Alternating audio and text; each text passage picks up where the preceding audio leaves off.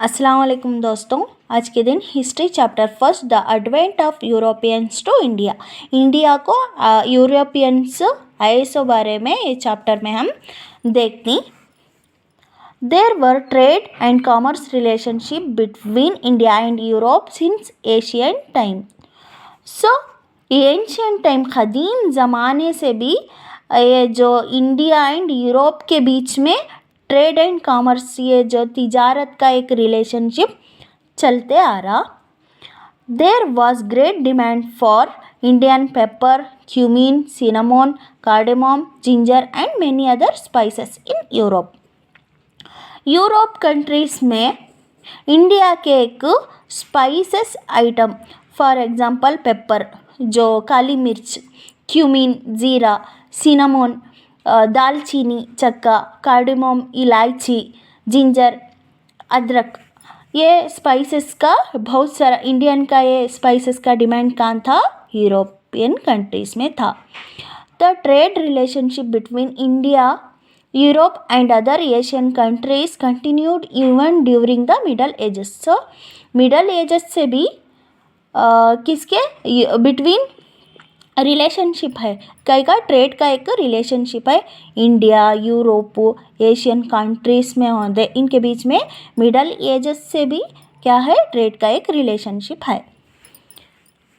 The Arab merchants carried Asian merchandise, merchandise means ये जो goods बोलती ना वो। The Arab merchants carried Asian merchandise to Constantinople of eastern Roman Byzantium empire. So ये Constantinople करने का एक सिटी होकर था, एक प्लेस होकर था।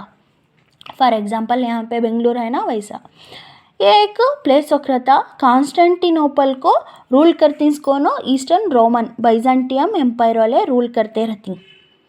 सो यहाँ पे अरब मर्चेंट्स अरब मर्चेंट्स एशियन के एक मर्चेंडाइज, एशियंस के गुड्स लेको जाती, इसके थ्रू कॉन्स्टेंटिनोपल के थ्रू अरब मर्चेंट्स ले जाते हैं। The Italian merchants would buy this goods and then sell them in European countries. Got it? यहाँ पे अरब मर्चेंट्स क्या करती? एशियन कंट्रीज में गुड्स लेको जाती कॉन्स्टेंटिनोपल, ये जो सेंटर प्लेस हो था, यहाँ से क्या करना? ट्रेड चलते रहता, यहाँ पे लग जाती। और यहाँ के इटालियन मर्चेंट्स क्या करती? अरब मर्चेंट्स से गुड्स लेको यूरोपियन कंट्रीज़ में सेल करती। Constantinople was thus the center of international trade and was considered as the gateway of European trade. वो वजह से ये कॉन्स्टेंटिनोपल करने के प्लेस को गेटवे ऑफ यूरोपियन ट्रेड बुलाते।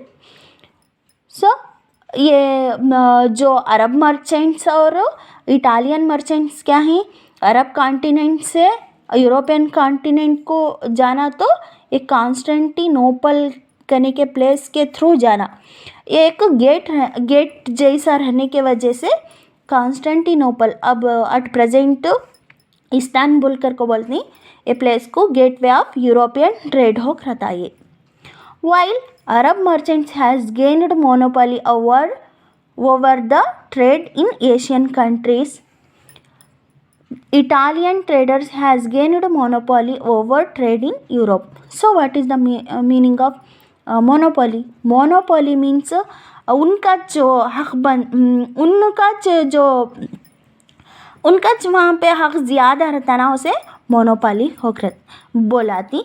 सो वहाँ पे अरब मर्चेंट्स मोनोपोली कहाँ रहती? उनकी एशियन कंट्रीज से अरब मर्चेंट्स क्या करती? गुड्स को लेको जाती। सो यहाँ पे एशियन कंट्रीज़ में वहाँ मोनोपोली किसकी ज़्यादा रहती? किसकी रहती? अरब मर्चेंट्स की रहती। इटालियन ट्रेडर्स क्या करती? वहाँ से जो अरब मर्चेंट्स से गुड्स लेको यूरोपियन कंट्रीज़ में ले जा सेल करती ना। यूरोपियन कंट्रीज़ में किसकी मोनोपोली रहती? इटालियन ट्रेडर्स की रहती। The merchandise from Asia brought good profit to Italian merchant. So इससे है ना गुड प्रॉफिट लेते रहती। Got it. ओवरऑल तुम्हें देखते गए तो एंशियंट टाइम से, क़दीम ज़माने से भी ट्रेड का एक तिजारत का रिलेशनशिप रहता इंडिया एंड यूरोप के बीच में। इंडिया के एक स्पाइसेस में पेपर, काली मिर्च, क्यूमिन, ज़ीरा, सिनेमन, दालचीनी, कार्डेमम, इलायची, जिंजर, अदरक के ये सभी डिमांड कहाँ रहती? यूरोपियन कंट्रीज़ में रहती।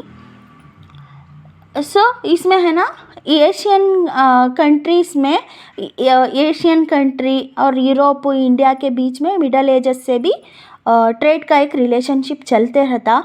अरब मर्चेंट्स क्या करती? एशियन मर्चेंडिस, ये एशियन कंट्रीज़ में जो गुड्स रहती ना वो लेती, खरीदती, लेती। लेको कॉन्स्टेंटिनोपल कनी का एक प्लेस होकर था, वहाँ से जाती। कॉन्स्टेंटिनोपल किसके एक अंडर में था? ईस्टर्न रोमन बाइजेंटियम एम्पायर के अंडर में रहता। इटालियन मर्चेंट्स, जो ये अरब मर्चेंट्स एशियन कंट्रीज से जो गुड्स लेको जाती ना वो सेल करती किससे? इटालियन मर्चेंट्स को। इटालियन मर्चेंट्स जो गुड्स लेको यूरोपियन कंट्रीज़ में जाको सेल करती। कॉन्स्टेंटिनोपल एक गेटवे ऑफ यूरोपियन ट्रेड होकर था कि वो कहता इसके थ्रू हमें क्या करना, European continent and Asian continent से जाना वाले तो ये मेन होको गेट होकर था एक कॉन्स्टेंटिनोपल प्लेस। वो वजह से इसे गेटवे ऑफ यूरोपियन ट्रेड होकर बुलाती।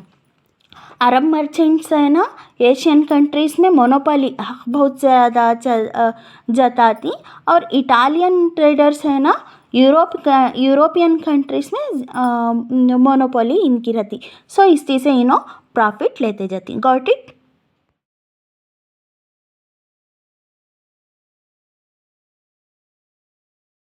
Fall of Constantinople. कॉन्स्टेंटिनोपल करने का एक प्लेस का डिमांड गिरने की वजह के बारे में आज ये बारे में हम पढ़ेंगे। The trade and commerce between Asia and Europe was carried on place through the city of Constantinople. Constantinople करने के प्लेस से एशिया एंड यूरोप के बीच में ट्रेड एंड कॉमर्स तिजारत चल रही थी। इन 1453 the Ottoman Turks capture the city of Constantinople. Constantinople city capture कर ले कौन? ऑटोमन तुर्क्स 1453 में। ये कॉन्स्टेंटिनोपल पहले किसके रूल में था? Eastern Roman Empire, Byzantium Empire के रूल में था, बट इसे रूल कर रहे थे बट अब ये ऑटोमन तुर्क्स क्या करे? कॉन्स्टेंटिनोपल कहने के प्लेस को कैप्चर कर ले। एज ए रिजल्ट, सो इससे रिजल्ट क्या हुआ? All the traders roads connecting the city of Constantinople came under the control of Turks. जो ट्रेड चल रहा वो पूरा किसके कंट्रोल में आया? तुर्क से, ऑटोमन तुर्क्स के कंट्रोल में आया। The Turks started levying too many taxes on the goods passing through these routes. So ये कॉन्स्टेंटिनोपल के थ्रू जो ट्रेडर्स गुड्स को जो गुड्स जाते थे ना वो गुड्स के ऊपर heavy taxes, for example 10 rupees tax रहा तो ऑटोमन तुर्क्स 100 रुपीज़ क्या कर रहे थे?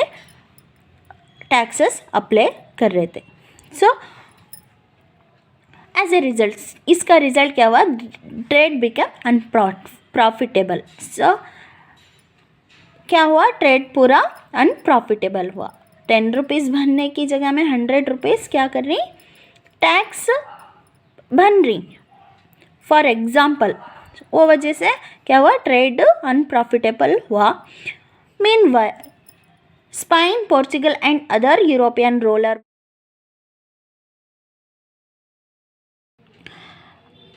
Meanwhile, Spain, Portugal and other European rulers were attempting to break the monopoly of Italian traders. So, Italian traders क्या थे?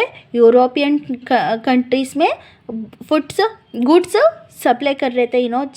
यहाँ पे मोनोपोली था। यूरोपियन कंट्रीज़ में मोनोपोली किसका था? इटालियन ट्रेडर्स का था।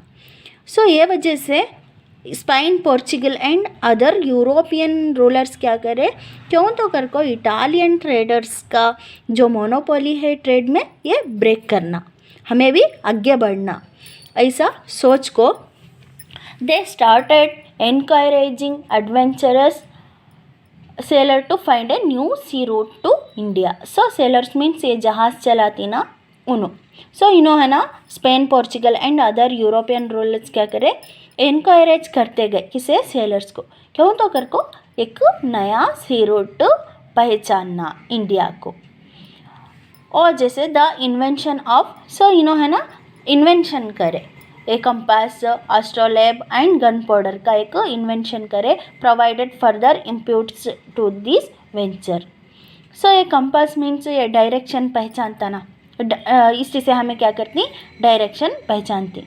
एस्ट्रोलेब ये बहुत सारा मल्टीपर्पज़ है, फॉर एग्जांपल अभी एक जगह है तो ये कौन से जगह में लॉन्गिट्यूड कौन सा, लैटिट्यूड कौन सा, डेट मंथ, वो सभी हमें इस चीज़ से पहचानती, ये हेल्प करा।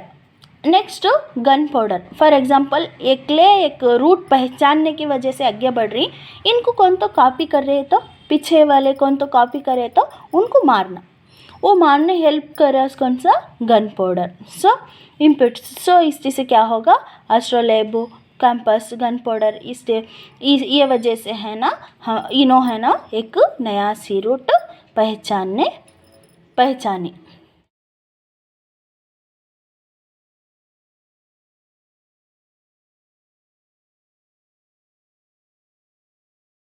ये new sea route to India, so India को एक न्यू सी रूट क्यों मिलता देखेंगे।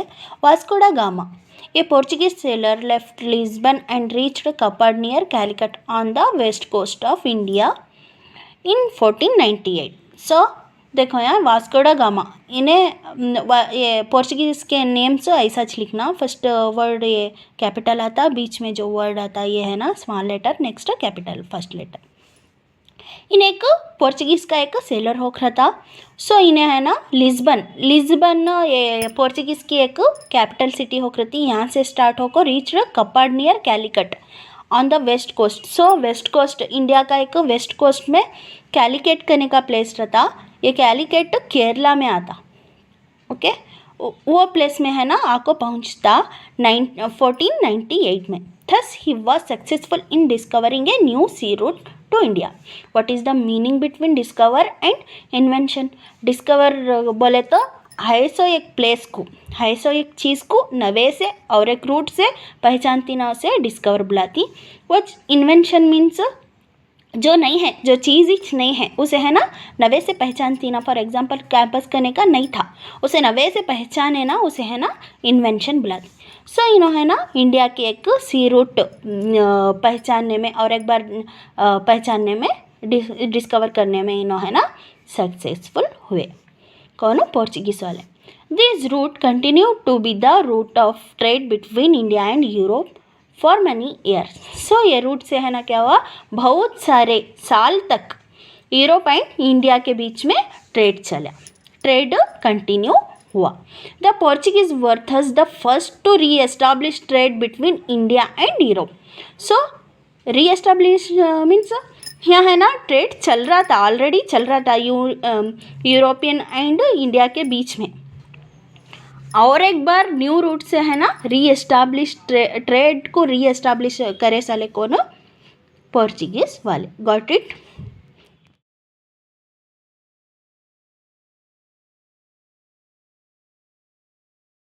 यूरोपियन ट्रेड कंपनीज, इसके बारे में हम जानेंगे।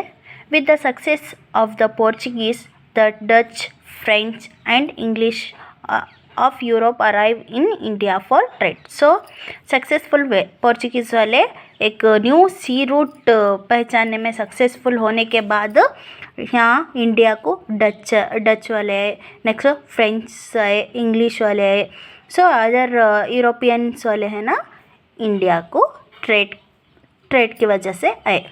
This development not only changed the history of colonised India but also changed the history of European countries. So आए के बाद ये खाली इंडिया के एक कॉलोनीज डेवलप हुए ने, ये आल्सो चेंज हुई हिस्ट्री किसकी, यूरोपियन एक कंट्रीज़ की, यूरोपियन के कंट्रीज़ की भी हिस्ट्री क्या भी चेंज हुई। सो इसमें द पोर्चुगीज़, सो पोर्चुगीज़ वाले इंडिया को फर्स्ट ऐसा ले। The Portuguese were the first to arrive in India for trade and were also the last to leave India by the sea route. So first आए साले India कौन, Portuguese.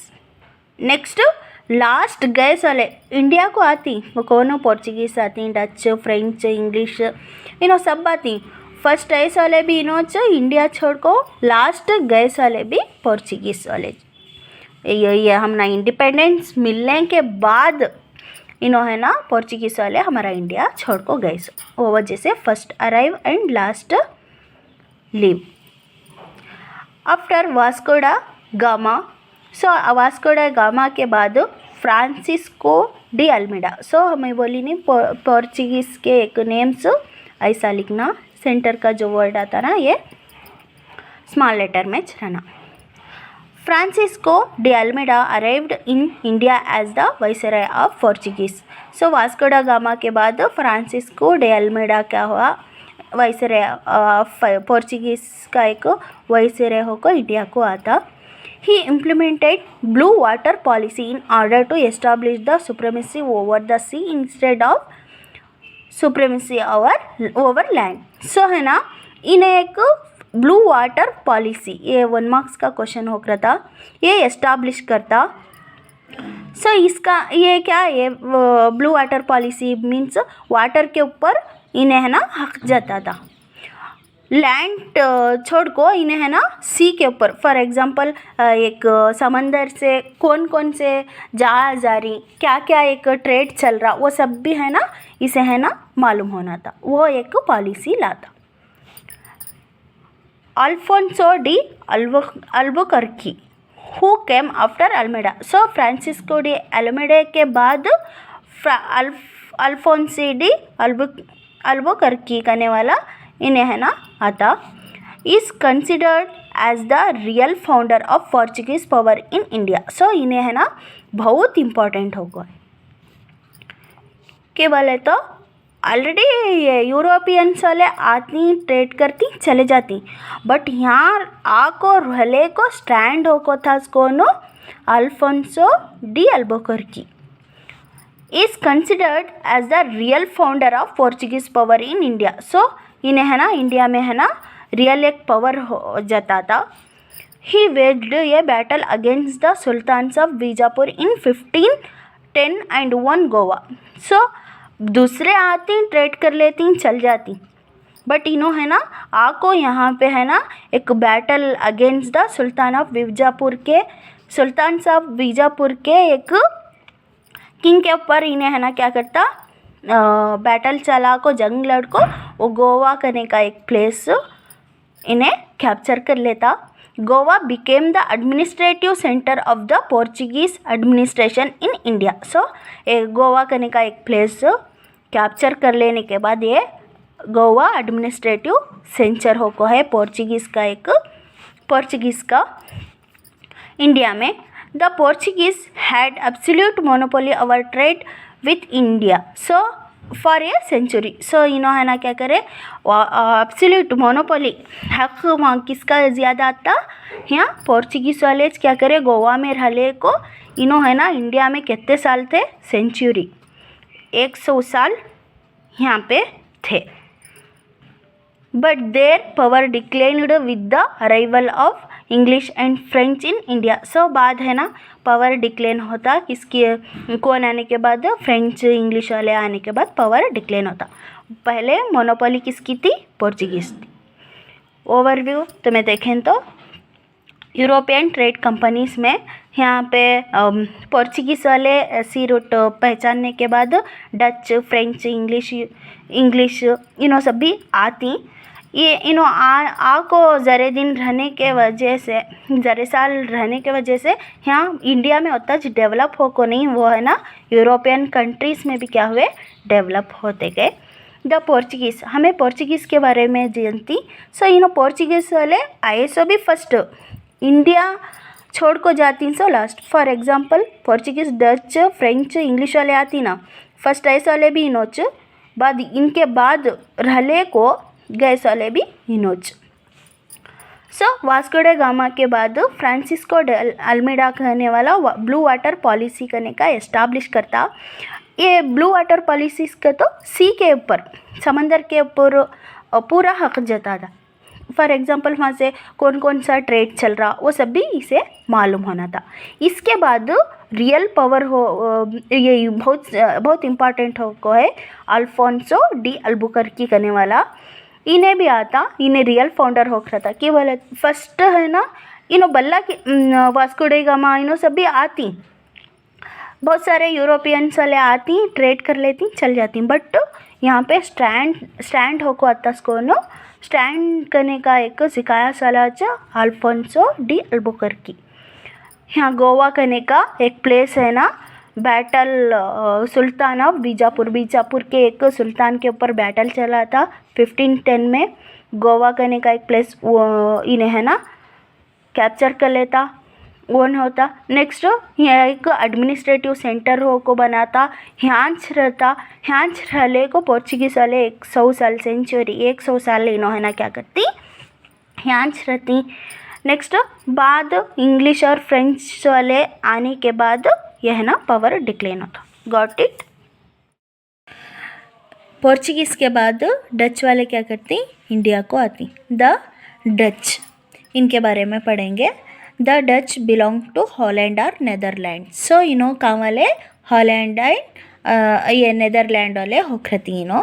In order to trade in the Eastern nations they established Dutch East India Company in 1602 and entered India, Java, Sumatra and Indonesia. इन्हों है ना trade करने की वजह से, वो एक इंटेंशन से इन्हों है ना एस्टाब्लिश करती ईस्ट इंडिया कंपनी। ये डेट बहुत important. Dutch East India Company कब स्टार्ट हुई, 1602। सो ये ईस्टर्न साइड में कहाँ, India, Java, Sumatra and Indonesia में ईस्ट इंडिया कंपनी स्टार्ट करती। In India they established factories at Surat, Broach, Cambay, Cochin, Nagapattinam, Machilipatnam and Chinsurah. So India में है ना फैक्ट्रीज एस्टाब्लिश करती इंडिया के अंदर। वो कहाँ, सूरत, ब्रौच, कॉम्बे, कोचिन, नागपट्टनम, मछलीपट्टनम एंड चिंचोर। मार्तांडा वर्मा के बारे में जानेंगे। In the politics of Kerala, the one who lived in the most important phase and rescued an important principality from the foreigners was Raja Marthanda Varma of Wayanad. So Wayanad का एकले राजा रहती, उनका नाम हो मार्तांडा वर्मा। सो डच वाले क्या करती, केरला से को वहाँ के प्लेसेस कब्जा कर लेना वो सोचती, बट मार्तांडा वर्मा ये जो हालात में रेस्क्यूड बचाना, इम्पॉर्टेंट प्रिंसिपालिटी मीन्स प्रोविंस, जो छोटे छोटे प्रोविंस वो सब भी रहती ना, वो फॉरेनर्स से क्या करती, बचाते जाती। He ruled from 1729 to 1758 and saved from the surrounding rulers as well as foreigners. सो है ना इन्हों है ना 1729 से 1758 तक इन्हों है ना रूल करते करते फॉरेनर से अपने सराउंडिंग जो एरियाज रहती ना, वो जो सराउंडिंग रूलर्स को भी है ना इन्हों हेल्प करती, फॉरेनर्स से है ना वो प्लेसेस सभी बचाते जाती। He made this as a great kingdom among all. He stood against the foreigners who were greedy of pepper and brought many reforms in administration. So है ना क्या करती, इसके अपने किंगडम को है ना एक अच्छी तरह से बनाती हैं और उन्हें अगेंस्ट खड़ती, फॉरेनर्स के अगेंस्ट खड़ती। ये जो ग्रीडी ऑफ पेपर, काली मिर्ची के हिरिस में रहती ना फॉरेनर्स, उनके अगेंस्ट भी खड़ती और उन्हें बहुत सारे रिफॉर्म करती। एडमिनिस्ट्रेशन में he shifted his capital from Padmanabhapura to Thiruvananthapura and made his kingdom is world Travancore province. So है ना, इनके एक एडमिनिस्ट्रेशन के वास्ते इनका कैपिटल पद्मनाभपुरा रहता। सो वहाँ से तिरुवनंतपुरा को शिफ्ट करती एंड इसे है ना, उसके बाद इसके इनकी एक किंगडम को है ना वर्ल्ड ट्रावेंकर प्रोविंसों को बनाती, अच्छे से का बनाती। Next, by this time the Dutch who were trying to monopolize was defeated by Marthanda Varma. So Dutch है ना, डच वाले क्यों तो कर को इनको हराना कर को देखती, हराने देखती, बट इन्हों क्या करती, डच वाले कुछ हराती। He controlled the surrounding area and made them to oppose of Dutch. So है ना कंट्रोल करते रहती जो एरिया, दूसरे इनका एक किंगडम छोड़कर दूसरे एरिया में भी है ना है ना अपोज हो, डच वाले के अपोज जाती, वहाँ के एक प्लेसेस को सेव करते जाती फॉरिनर्स से। The Dutch help with of province like Kayamkulam, Kochi, Purakkad and Vadakunkur attacked on Travancore. Raja Marthanda defeated them and captured Nedumangala and Kottarakara trading center. So Dutch वाले है ना हेल्प लेती इंडिया के एक प्रोविंसेस के, लाइक कायमकुलम होंगे, कोच्चि, पुरक्कड़, वदकुंकुर, इनका सभी हेल्प लेको ट्रावेंकर जो इनकी किंगडम थी ना उसके ऊपर क्या करती, अटैक करती, डच वाले अटैक करती। ट्रावेंकर मीन्स इनके राजा मार्तांडा वर्मा के एक जो किंगडम था ना उसके ऊपर। बट राजा मार्तांडा वर्मा क्या करती, इनको हराती, डिफीट करती, हरा को है ना राजा Marthanda Varma Nedumangad and Kottarakkara trading centre को कैप्चर कर लेती। In 1741 the Dutch declare war on Travancore with Kottarakkara province in the forefront. So 1741 में है ना ट्रावेंकर के ऊपर डच वाले है ना डिक्लेयर करती वार ट्रावेंकर के ऊपर। इन्हों किसकी हेल्प लेती, डच वाले कोट्टारखारा प्रोविंस के को सामने रख लेकर इन्हों डिक्लेयर करती war. But Marthanda Varma army strongly sent it back, the Dutch suffered huge losses. So Marthanda Varma क्या करती, इनकी एक आर्मी बहुत स्ट्रांग रहती, स्ट्रांग रहो है ना जो डच वाले को वहाँ से वापस भेजती द डच शिप। सो ये वजह से डच वाले है ना बहुत सारा लॉस में जाती वो। Next, Cochin was recognised as a centre of spice trading trade during the period of Marthanda Varma. Travancore became the richest province. So Cochin क्या हो रहा था, ये जो वर्ल्ड में जो स्पाइसेस का एक सेंटर, ट्रेडिंग सेंटर हो रहा था मार्तांडा वर्मा के पीरियड में। नेक्स्ट, ट्रावेंकर ये मिलने की वजह से ट्रावेंकर करने का ये प्लेस क्या होता, रिचेस्ट एक प्रोविंस होता। Finally on 15 August 1752 a treaty was signed and Dutch forces surrounding its power to the Travancore province. So next finally 15 अगस्त 1753 में एक ट्रीटी होती। ट्रीटी के मुताबिक जो डच वाले जो पावर्स थे ना पूरा है ना ट्रावेंकर के एक प्रोविंस को सौंप को जाती। This is how the period of Marthanda Varma has been recognised an important phase in the history. So ये है ना बताता कि राजा मार्तांडा वर्मा है ना डच के अपोज जा को भी उनको है ना हरा को उनसे कैसा जीते वो सभी हमें हिस्ट्री मार्तांडा वर्मा के बारे में जाने। The rise of English in India and acquisition of the islands of Southeast Asia by the Dutch were the factors for the decline of the Dutch power in India. So एक Dutch का power decline होने की वजह का तो ये England वाले आती और इनको एक साउथ ईस्ट एशिया के तरफ जो आइलैंड्स है ना वो एक कब्ज़ा कर लेना, उसके ऊपर हिरिस रहने के वजह से इनका है ना इंडिया के ऊपर क्या होता, पावर डिक्लेन होते जाता. Got it.